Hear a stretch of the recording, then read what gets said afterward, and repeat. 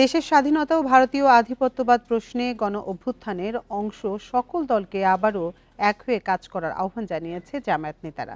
ভারতের সহায়তায় আওয়ামী ফ্যাসিবাদীদের বাংলাদেশকে অস্থির করার পায়তারা রুখতে সবাইকে সচেতন থাকারও আহ্বান জানান। এই ঈদে জামা জুতো অ্যাক্সেসরিজের ডিসকাউন্ট। দুপুরে রাজধানীর পুরনো পল্টনে স্বাধীনতা দিবস উপলক্ষে আয়োজিত আলোচনা সভায় এই কথা বলেন তারা। এ সময় নেতারা অভিযোগ করে বলেন, আওয়ামী লীগ দেশ ছেড়ে গেলেও এখন তাদের মতো একটি রাজনৈতিক দলের মধ্যে ভারতপ্রীতি প্রকট হচ্ছে। তারা স্বাধীনতা যুদ্ধ এবং ২৪-এর গণ আন্দোলনকে ভিন্নভাবে ব্যাখ্যা করে বিভাজন তৈরির চেষ্টা করছে।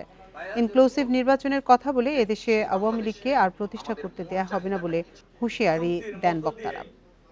প্রয়োজনীয় সংস্কার শেষে যখনই নিরপেক্ষ নির্বাচন হবে তাতে অংশ নিতে জামায়াতের কোনো দ্বিমত নেই বলেও জানান দলটির নেতারা।